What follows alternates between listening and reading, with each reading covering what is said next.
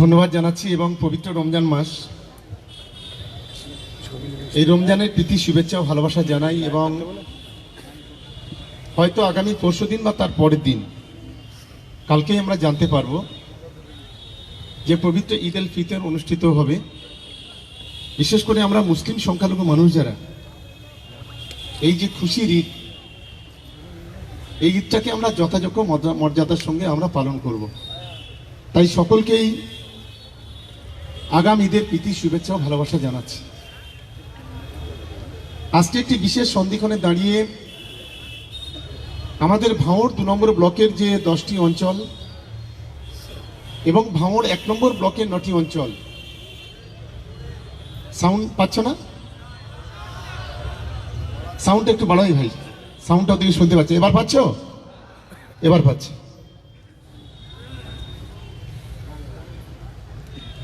আমরা এই 19টি অঞ্চলে, এটা কোনো জনসভা আমরা ডাকিনি বা কোনো কর্মী সভাও ডাকিনি। আমাদের যারা দায়িত্বশীল নেতা এক একটি অঞ্চলে মাত্র আমরা কোথাও 90 জন, কোথাও 100 জন, আমরা 10টা অঞ্চল থেকে আমরা 100 জনকে ডেকেছি এবং 9টি অঞ্চল থেকে আমরা 90 জন করে ডেকেছি। সব মিলিয়ে 1910।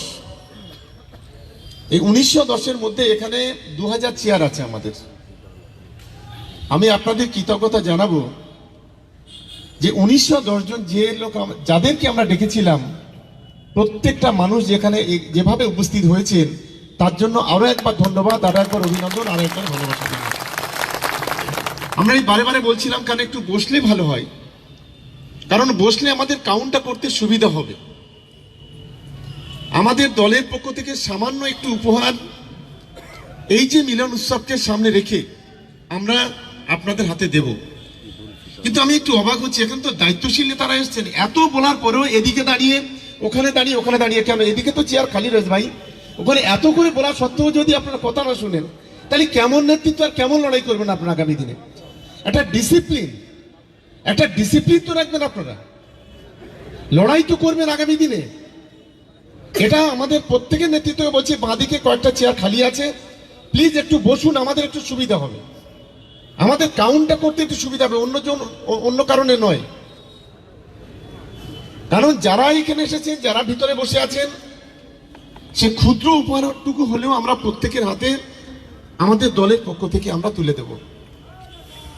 যাই হোক, আমি সকলকে অনুরোধ করতে চাই যে আমাদের শান্তিপূর্ণভাবে আমাদের অনুষ্ঠান, যে ঈদের যে অনুষ্ঠান, সেগুলো শান্তিপূর্ণভাবে আমাদের করতে হবে এবং আমাদের যে সাম্প্রদায়িক সম্প্রীতি 2011 সালের পর প্রিয় মুখ্যমন্ত্রী মমতা বন্দ্যোপাধ্যায় ক্ষমতা আসার পর গোটা বাংলা জুড়ে হিন্দু, মুসলমান, খ্রিস্টান, আদিবাসীদের যতগুলি উৎসব আছে, সেই উৎসবগুলিকে যেভাবে শান্তিপূর্ণভাবে আমরা পালন করেছি এবং রাজ্যের পুলিশ প্রশাসন, রাজ্যের সিভিল অ্যাডমিনিস্ট্রেশন যেভাবে আমাদেরকে সহযোগিতা করেছেন, তার জন্য প্রথমে যদি কৃতিত্ব কাউকে দিতে হয়, আমাদের রাজ্যের স্বরাষ্ট্রমন্ত্রী, তার নাম হচ্ছে মমতা বন্দ্যোপাধ্যায়। এটা আমাদের সকলকে মাথায় রাখতে হবে।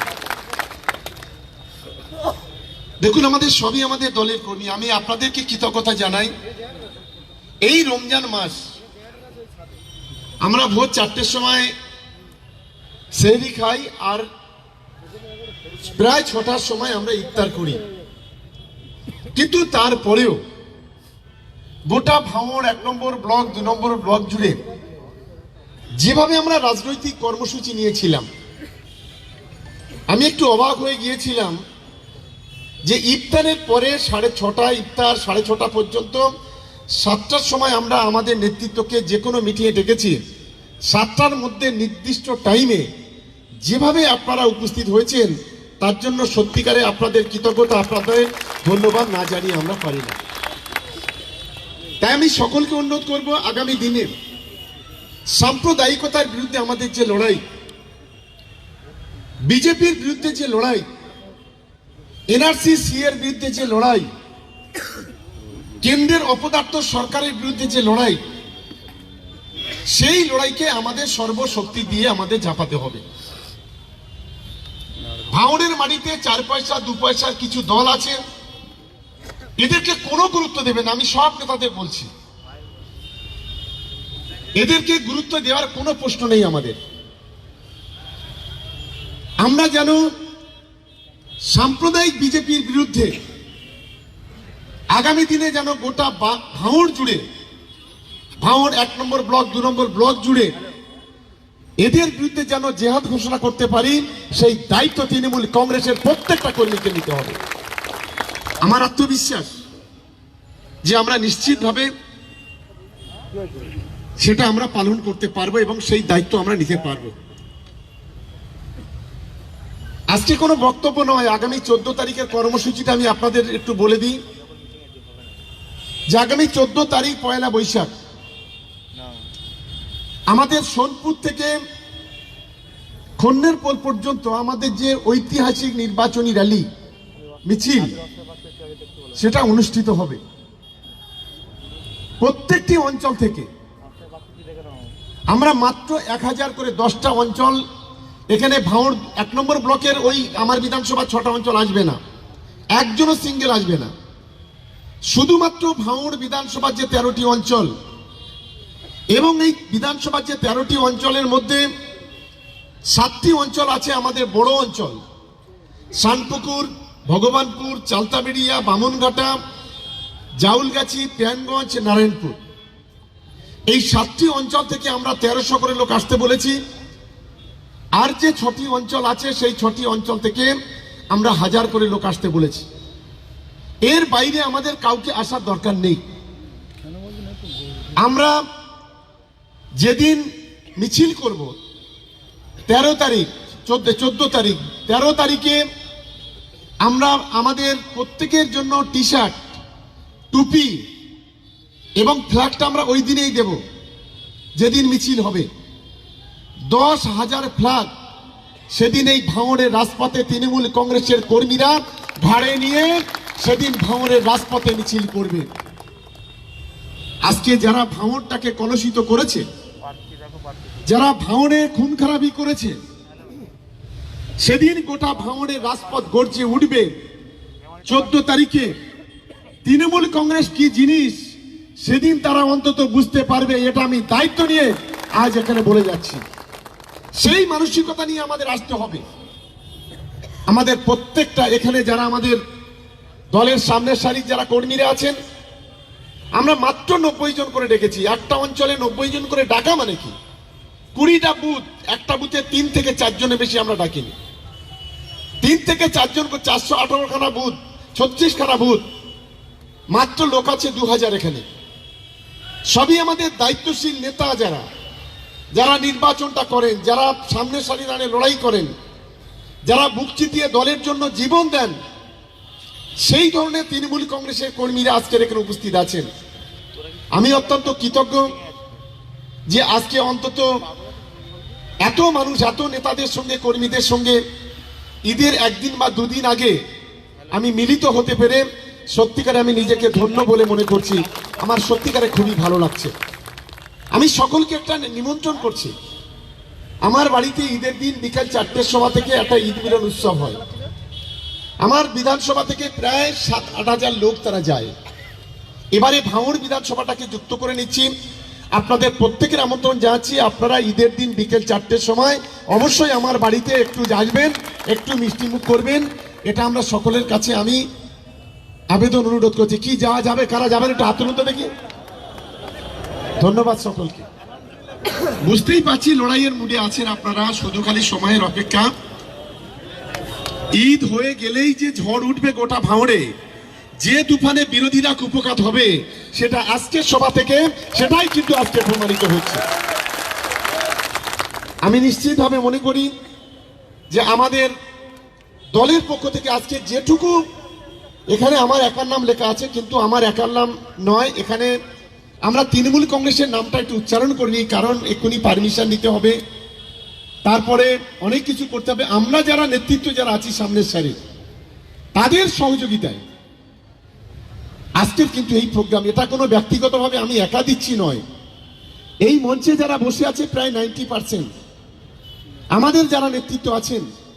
এই এদিকে ডান দিকে শোনো ভাই, বাঁদিকে চলে যাও, বাঁদিকে পূর্ব দিকে চলে যাও তো, ওই ওদিক থেকে যারা আসছেন তারা পূর্ব দিকে চলে যান, পূর্ব দিকে চলে যান, পূর্ব দিকে, পূর্ব দিকে চলে যান। গেটটা আবার একটু বন্ধ করে দাও তো, পূর্ব দিকে চলে যান। তাই আমরা অনুরোধ করব যে আমাদের এই ক্ষুদ্র উপহারটুকু আপনারা আন্তরিকতার সঙ্গে গ্রহণ করবেন। এবং যে কথা আমরা বলতে চাই, আজকের বাংলায় যে শান্তি, সম্প্রীতি, একতা, যে ঐক্য আজ যারা নষ্ট করতে চাইছে, আজ যারা এনআরসি এবং সি এর মতো সর্বনাশ আইন এনে গোটা বাংলাকে ধ্বংস করতে চাইছে, দেশটাকে ধ্বংস করতে চাইছে, আমাদের লড়াইটা সেই জায়গায়। আপনারা জানেন যে 2019 সালে আসামে এনআরসি হয়েছিল, সিএ হয়েছিল। 1 লক্ষ মানুষ বাংলাতে পালিয়ে এসেছিল। আমরা তাদের সঙ্গে কথা বলেছিলাম যে কি বিষয়টা, তোমরা পালিয়ে এলে কেন, আর কেন 19 লক্ষ মানুষ জেলে গেল। তো আপনার তাদের অভিজ্ঞতা শুনলে আপনি আশ্চর্য হবেন। তারা বলল যে হঠাৎ করে রাতারাতি 1 লাখ, 2 লাখ, 3 লাখ, 4 লাখ, 5 লাখ করে আধার কার্ড বাতিল হতে শুরু করলো।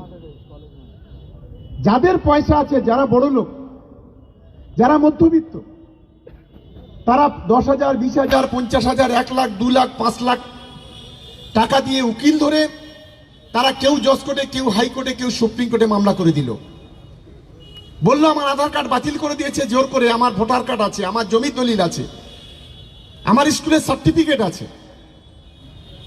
মামলা লড়াই করলো, যাদের পয়সা ছিল তারা জিতলো, তাদের নাগরিকত্ব ফিরে পেল। কিন্তু আসামের যারা গরিব খেটে খাওয়া মানুষ, যারা রিক্সা চালক, ভ্যান চালক, শ্রমিক, কৃষক, যারা নিম্নবিত্ত মানুষ, যাদের নুন আনতে পান্তা ফুরোয়, তারা আর কোর্টে যেতে পারলো না, মামলা লড়তে পারলো না, উকিল ধরতে পারলো না। 20 দিন 25 দিন পরে একটার পর একটা পুলিশের দল এসে এক এক করে টানতে টানতে ডিটেনশন ক্যাম্পে নিয়ে গেল। আসামে লোকসংখ্যা কত? 3.5 কোটি, আর বাংলাতে লোকসংখ্যা হলো 12 কোটি। ভাবতে পারেন তাহলে বাংলায় কত মানুষ ডিটেনশন ক্যাম্পে যেতে পারে?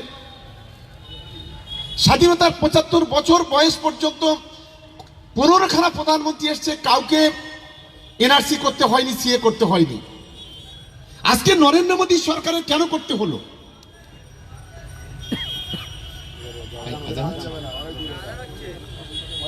কেন করতে হলো? কারণ হিন্দু মুসলমানকে বিভাজন করতে হবে, গোটা দেশ জুড়ে জাতপাতের দাঙ্গা করতে হবে, গোটা দেশ জুড়ে অরাজকতা করতে হবে, বিশৃঙ্খলা করতে হবে।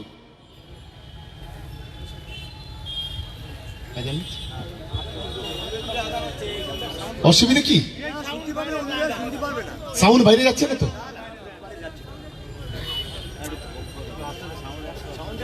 সিএ করতে হবে এই কারণে। কি হলো, শুনতে পাচ্ছেন নাকি? সিএ করতে হলো এই কারণে, আজকে সিএ করতে হয়েছে। আমাদের রাজ্যের মুখ্যমন্ত্রী মমতা বন্দ্যোপাধ্যায়ের কাছে ডিটেনশন ক্যাম্পের জন্য জমি চাওয়া হয়েছে, কিন্তু মমতা বন্দ্যোপাধ্যায় বলেছেন আরে জমি তো দূরের কথা, এখানে এনআরসি বা সিএ করতে গেলে প্রথম মমতা বন্দ্যোপাধ্যায়ের উপর ওলাদ চালাতে হবে, তবে বাংলা সিএ বা এনআরসি করতে হবে। সেই লড়াইটা আজকের বাংলা জুড়ে শুরু হয়েছে। আমি তাই সকলকে অনুরোধ করতে চাই, এই এনআরসি সিএর যারা মালিক, যারা জমিদার, যারা গোটা দেশটাকে জমিদারিত্ব করছে, আমাদের লড়াইটা তাদের বিরুদ্ধে, এই 4 পয়সার খুদে দলের বিরুদ্ধে নয়। এ খুদেরা কিচ্ছু করতে পারবে না। এ ভাঁড়ের শুভবুদ্ধি সম্পন্ন মানুষ, তারা জানে এই নির্বাচনে কাকে ভোট দিতে হবে আর কাকে ভোট দিতে হবে না। আমি তো জানি ভাঁড়ের শুভবুদ্ধি সম্পন্ন মানুষ, তারা নিজের ভোটটা নষ্ট করবেন না। আইএসএফ কে ভোট দেওয়া মানে বিজেপিকে ভোট দেওয়া, সিপিএম কে ভোট দেওয়া মানে বিজেপিকে ভোট দেওয়া, কংগ্রেসকে ভোট দেওয়া মানে বিজেপিকে ভোট দেওয়া। কারণ গোটা দেশ জুড়ে, গোটা বাংলা জুড়ে লড়াই হবে বিজেপি ভার্সেস তৃণমূল কংগ্রেস। সেটা নিশ্চিত হবে আমাদের মাননীয় মুখ্যমন্ত্রী মমতা বন্দ্যোপাধ্যায়, আমাদের প্রিয় নেতা অভিষেক বন্দ্যোপাধ্যায় তাদের গলা থেকে শুনেছেন। এবং গতকালকের আরএসএস এর একটা সমীক্ষা বেরিয়েছে, রাষ্ট্রীয় স্বয়ংসেবক সংঘ, যেটা বিজেপির মূল যে সংগঠন, তাদের সার্ভে একটা বলছে যে গোটা ভারতবর্ষে বিজেপি 200-র বেশি খাতা খুলতে পারবে না। এটা আরএসএস এর লোকেরা, বিজেপির লোকেরা বলছে। এটা আমরা আপনারা বলছি না। গতকাল বর্তমান কাগজে এক বড় করে একটা খবর ছাপাচ্ছে। তাই তো আজকে কেন্দ্রীয় সরকার এনআরসি কে কার্যকরী করে সিএ কে কার্যকরিত করার চেষ্টা করছে। অন্যদিকে সিবিআই, ইডি, ইনকাম ট্যাক্স এবং এনআইএ এই 4টি গোয়েন্দা সংস্থা দিয়ে গোটা বাংলা সহ গোটা দেশটাকে বিরোধী দলের কণ্ঠরোধ করার চেষ্টা করছে। আমাদের লড়াইটা সেই জায়গায়। খুব দরকার ছিল, 1.5 মাস তো ভোটের বাকি, এনআইএ দিয়ে আমাদের তৃণমূল কংগ্রেসের কর্মীদের লোকআপ করা। 1.5 মাস কি সিবিআই এর তদন্ত না হলে একেবারে মহাভারত অশুদ্ধ হয়ে যেত। আর একজন দেশের প্রধানমন্ত্রী আগামী দিনে ক্ষমতা আসবে কিনা ঠিক নেই, বলছে 4 तारीख के बाद बंगाल का जो तृणमूल कांग्रेस का आदमी आज का चुन चुन कर मारेंगे। ये की এটা প্রধানমন্ত্রী ভাষা? লজ্জা লাগে, ঘৃণা লাগে। একজন দেশের প্রধানমন্ত্রী এই ধরনের ভাষা বলেন আর প্রতিটা কথায় মিথ্যা কথা বলেন, এটা সারা ভারতবর্ষে আমরা কখনো দেখিনি। এক তো চিটিংবাজ, দালালতি করেছেন, দেশের মানুষের সঙ্গে বিশ্বাসঘাতকতা করেছেন, প্রতিশ্রুতি দিয়েছিলেন, রাখতে পারেননি। সে 2014 সালের কথা আজও আমাদের মনে পড়ে যায়। বলেছিল 15 লক্ষ টাকা করে ব্যাংকে 15 পয়সা দেয়নি। বলেছিল 2 কোটি বেকারের চাকরি, 10 বছরে 20 কোটি বেকারের চাকরি, 20,000 বেকারের চাকরি দিতে পারেনি। বলেছিল গোটা দেশ জুড়ে শান্তির বাতাবরণ তৈরি হবে, কোনো সাম্প্রদায়িক দাঙ্গা হবে না। 10 বছরে 2,76,000 দাঙ্গা ভারতবর্ষে সংগঠিত হয়েছে, কোন সরকারে হয়নি। আর অন্যদিকে আমাদের মুখ্যমন্ত্রী মমতা বন্দ্যোপাধ্যায় কথা দিলে কথা রাখে। 21-এর আগে তখন লক্ষ্মীর ভান্ডার ছিল না। মমতা বন্দ্যোপাধ্যায় বলেছিলেন আমাকে যদি ক্ষমতায় আসি তাহলে এখানে মা বোনেদের ন্যূনতম রোজগারের ব্যবস্থা করব। বাংলা 2,12,00,000 মহিলাকে প্রতি বছর 25,000 কোটি করে টাকা দিয়ে বাংলার মায়েদের মুখে যদি কেউ হাসি ফোটায় তার নাম হচ্ছে মমতা বন্দ্যোপাধ্যায়। বাংলার ভাইদের মুখে যদি কেউ হাসি ফোটায় তার নাম হচ্ছে মমতা বন্দ্যোপাধ্যায়। কেন বলছি? এখানে যারাই আমরা বসে আছি প্রত্যেকের বাড়ির মা, বোন, কাকিমা, জেঠিমা, দাদিমা, তারা প্রত্যেকেই কিন্তু আজকে লক্ষ্মীর ভান্ডারের পয়সা পাচ্ছে। মমতা বন্দ্যোপাধ্যায় কথা দিয়েছিলেন, কথা রেখেছে। তিনি কথা দিয়েছিলেন তখন কৃষক বন্ধু ছিল মাত্র 5,000 করে টাকা একর প্রতি।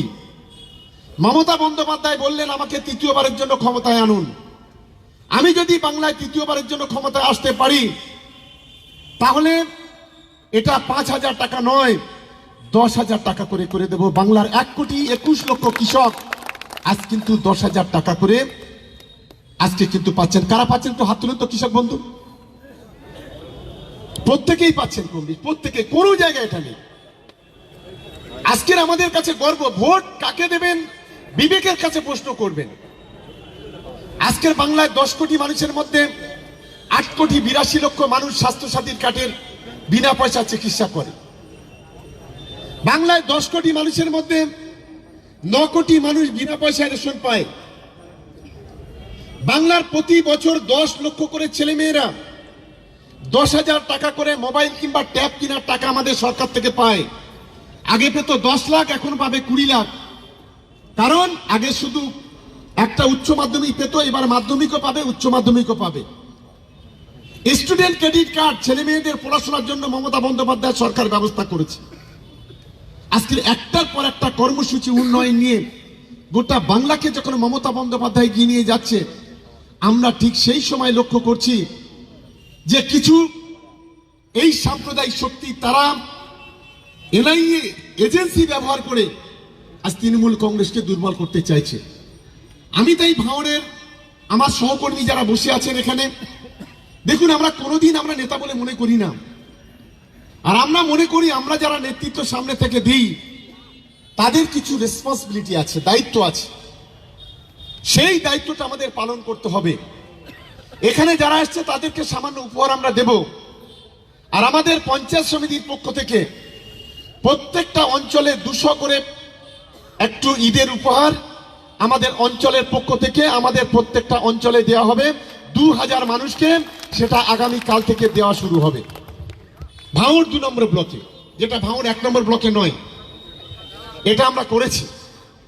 তাই আমি সকলকে অনুরোধ করতে চাই, আর এই শুধুমাত্র মুসলমান সম্প্রদায়ের জন্য নয়, আমাদের সম্প্রীতি আছে, আমাদের মেলবন্ধন আছে, আমাদের একতা আছে। তাই সম্প্রীতির উদাহরণস্বরূপ আমরা হিন্দু মুসলমান আমরা যারা গোটা ভাঙড়ে বাস করি প্রত্যেকে এই ঈদের উপহার সবাই পাবে, এটা আমরা পরিষ্কারভাবে আজকে ঘোষণা করছি। এবং আমি সকলকে অনুরোধ করব যে আগামী দিনে যে ভাঙড়ের যে লড়াই, সেই লড়াইকে আরো বেশি পাখির চোখ করে আমাদের এগোতে হবে। দেখুন, আমি আপনাদের বারে বারে বলেছি, 2-4টে কুলাঙ্গার আছে, অসভ্য আছে, অনেক কথা পিছনে বলে। ভাঙড়ের ছেলেরাই ভাঙড়ের নেতৃত্ব দেবে, আমরা সহকারী মাত্র। আর আগামী দিনে ভাঙড়ের সন্তান কিন্তু ভাঙড় থেকে বিধায়ক হবে, এটা আমি দায়িত্ব নিয়ে আজ এখানে বলে যাচ্ছি। বাইরে থেকে কেউ আসবে না। এটা যদি এই লড়াইকে যদি এই লোকসভা নির্বাচনে আপনারা এস্টাবলিশ করতে পারেন, যদি ভাঙড়ের বুক চিরে লড়াইটাকে ছিনিয়ে নিয়ে এসে তৃণমূল কংগ্রেসকে শক্তিশালী করতে পারেন, আমি আপনাদের কথা দিচ্ছি যে জুন মাসে ভোট শেষ হবে, 4 তারিখে গণনা শেষ, ওই মাসের মধ্যে সরকার তৈরি হবে। 4 তারিখে গণনার পর কয়েকদিন মডেল কোড অফ কন্ডাক্ট থাকবে, হয়তো 5 দিন, 4 দিন, 3 দিন। তারপরে মমতা বন্দ্যোপাধ্যায়ের যে সরকার, যে আমাদের সরকার স্বমহিমায় আবার নিজেরা কাজ শুরু করবে। মমতা বন্দ্যোপাধ্যায়ের পুলিশ প্রশাসন, স্বরাষ্ট্র দপ্তর স্বমহিমায় কাজ শুরু করবে। পঞ্চায়েতের দপ্তর, পিডব্লিউডি দপ্তর, ইরিগেশন দপ্তর স্বমহিমায় কাজ শুরু করবে। আমরা কথা দিচ্ছি আপনাদের, আপনারা এই নির্বাচনটা বুক চিতিয়ে লড়াই করুন। আগামী 1.5 বছর ভাঙড়ের উন্নয়নের দায়িত্ব আমরা কাঁধে তুলে নিলাম। 100% উন্নয়ন করে 26 সালে বিরোধীদের ঝামা কালি ঘষে দেব, এটা আমি দায়িত্ব নিয়ে আজ এখানে বলে যাচ্ছি। এটা করবই, আটকাবার ক্ষমতা কারণ নেই। কি আমরা লড়াইয়ের জন্য প্রস্তুত তো সবাই? ধন্যবাদ সকলকে। এই লড়াইটা আমরা চাই।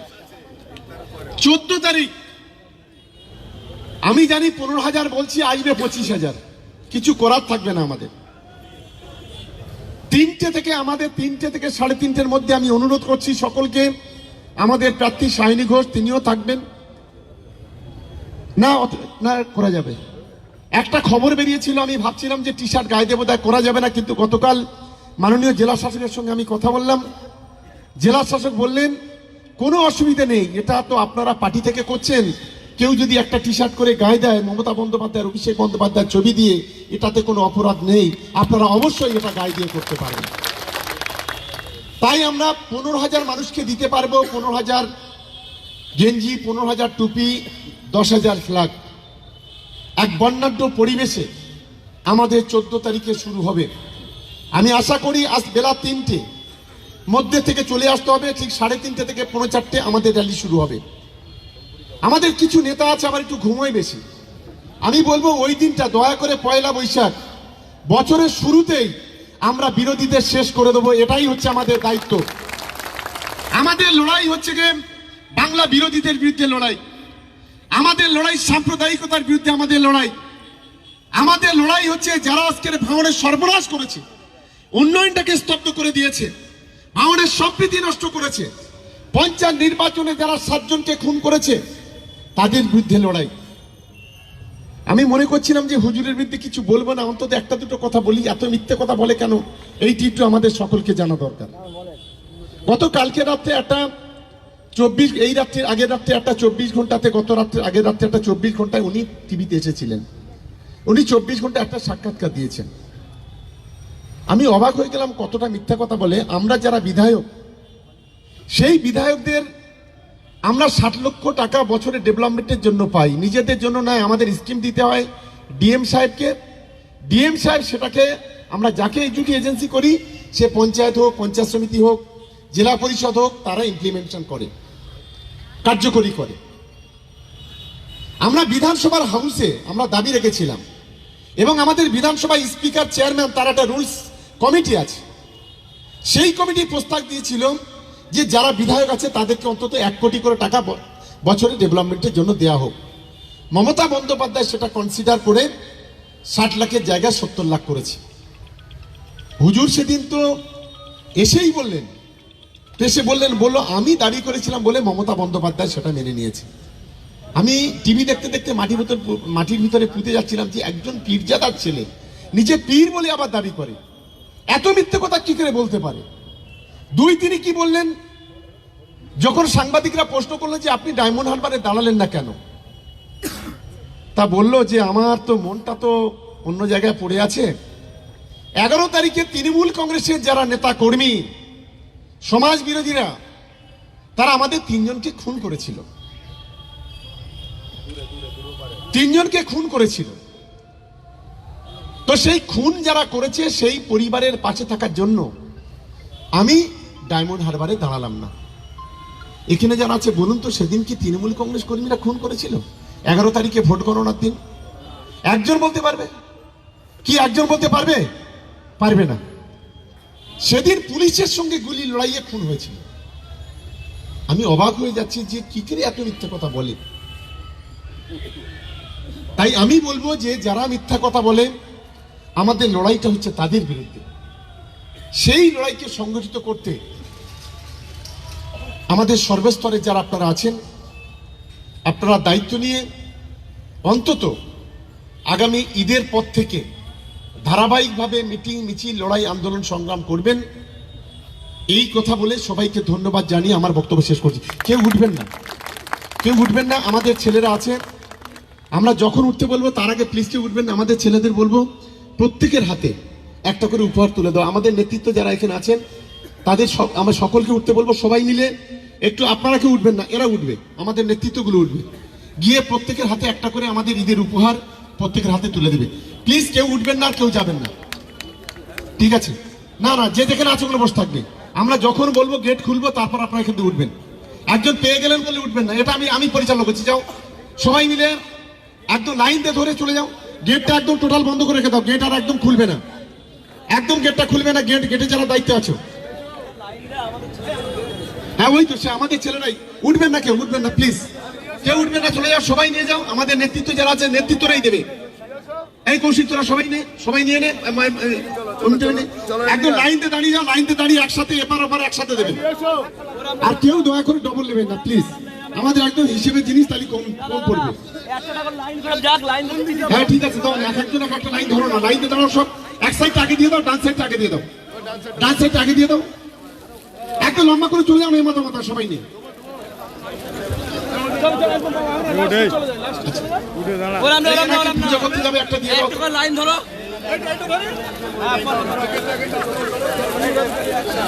কেউ উঠবেন না ভাই, যে যেখানে দাঁড়িয়ে আছেন বসে আছেন প্লিজ ওইভাবে বসে থাকবেন। এ সাইড এখন দিচ্ছ কেন? আরে ভাই বিক্ষিপ্ত ভাবে দিচ্ছ কেন? লাইনে দাঁড়িয়ে যাও না, এই পারটা আগে দাও না, ডান সাইডটা আগে দাও, একদম বিক্ষিপ্ত ভাবে চলতে হবে না, আমি বলে দিলাম।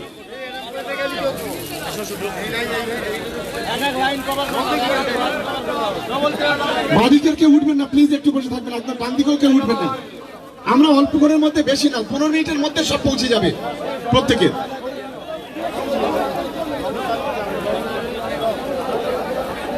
হ্যাঁ যাও, অবশ্যই দিয়ে দাও। সবাই মিলে একটু হাত লাগাও, সবাই মিলে, কেউ উঠবেন না প্লিজ, নালে এত মানুষের দিতে আমাদের অসুবিধা হবে। প্রত্যেকেই পাবে, যারা নিচ্ছেন বসে থাকবেন, উঠবেন না। আমরা ডান সাইডটা ক্লিয়ার করে দেবো, তারপর আমরা বাঁ সাইডকে দেবো, বাঁ সাইডে একেবারে সবাইকে দিয়ে দেবো আমরা।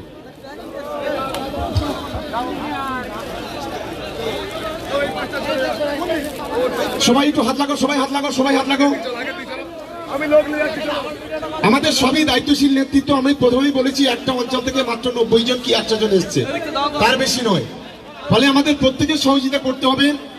আর কোন রকম ভাবে কেউ একটা জায়গায় ডবল কেউ নেবেন না, এটা আমরা অনুরোধ করছি আমাদের দলের পক্ষ থেকে।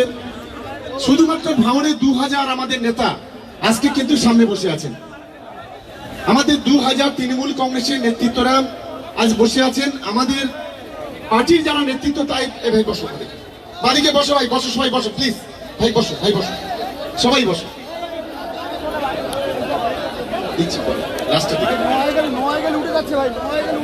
নিলে উঠলে হবে না ভাই, যারা নিচ্ছ তারা বসো, যারা নিচ্ছ তারা বসো, কেউ উঠবেন এখন, ডান দিকটা কমপ্লিট হয়ে যাবে, ওরা বেরিয়ে যাবে, তাই সেই যখন যেতে বলবো তখন তারপর ইয়ে করবেন। কেউ উঠবেন না, কেউ উঠবেন না, যারা নিচ্ছেন বসুন, ওখানে বসে পড়ুন, বেশিক্ষণ লাগবে না, চটপট হয়ে যাবে। ওই ডান দিকে যারা দাঁড়িয়ে আছে বসে আছে সবাইকে দিয়ে দাও। বাঁ দিক থেকে একজন উঠবেন না প্লিজ, একটু বসো ভাই, ভাই বসো বসো বসো, কোনো অসুবিধা নেই, আমরা দেখে নিচ্ছি।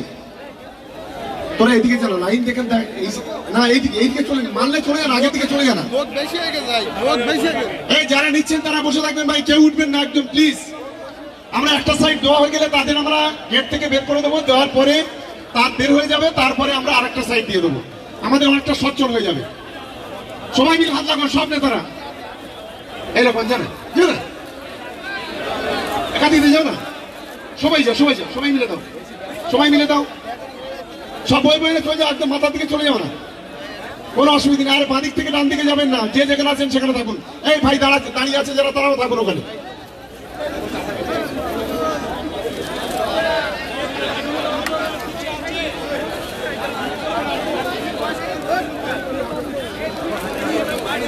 কেউ কোনো চেঞ্জ করবে না, যা যেটা পড়বে সে সেটা নেবেন, কালার নিয়ে কেউ কোনো চেঞ্জ করবে না, সব একই, সব একই, টোটালি একই কোম্পানি, একই মেটেরিয়াল আছে। ও সাইজ একটু কম বেশি হলে ওই 38, 40, 42 এর মধ্যে সব আছে। বসো বসো বসো ভাই বসো, এই যারা নিচ্ছে বসো বসো বসো বসো।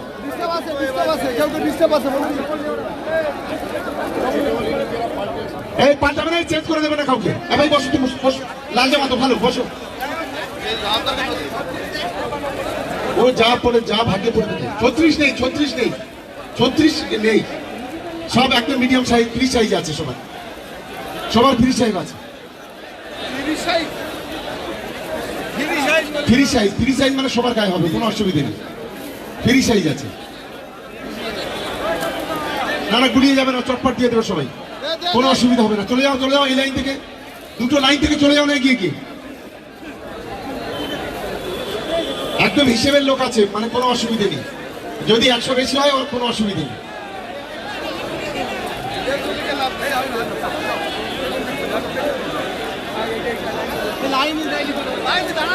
এই ষোলোটার ওদিকে যা, বাঁ দিকে কেউ যেন ডান দিকে না যায়, চলে যাও, একদম মাথায় চলে যাও, মাথা পর্যন্ত চলে যাও, একটা সাইড করে দিয়ে, একটা সাইড হয়ে গেলে এই সাইডে বের হয়ে গেলে তারপর এই সাইডটা দিয়ে দেবো আমরা।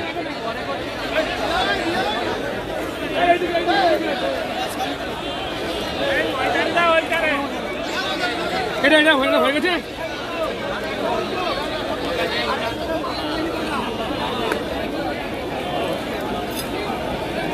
চলে যাও, চলে যাও, চলে যাও, এই মাঝখানে কেউ ভিড় করো না, একটু পাতলা পাতলা নিয়ে, মিজানুর ভাই তোমার পাতলা পাতলা করে দাঁড়াও, পাতলা পাতলা করে একটু দাঁড়াও।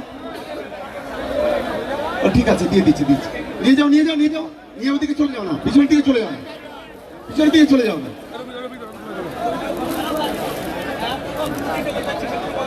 এই কেউ দুটো কেউ নেবেন না প্লিজ ভাই, একটা লোক কেউ দুটো নেবেন না, এটা সকলের কাছে অনুরোধ করে। চেঞ্জ করতে দিচ্ছ কেন? কোনো চেঞ্জ করবেন না, কেউ চেঞ্জ করবে না, কেউ চেঞ্জ করবে না, আমি বলে দিলাম। এই রাজুদা, তুমি খুব বাজে লোক একদম, আমি বলছি তো চেঞ্জ করবে না। হ্যাঁ, কেন এক্সট্রা নিচ্ছে কেন? এটা তো খুব বাজে জিনিস। আচ্ছা, এখানে নেতৃত্ব, দায়িত্বশীল নেতৃত্ব সবাই এসছেন তো, কেন এটা ডবল করে নেবেন আপনারা? এই যাওয়া চাচ্ছেন কেন?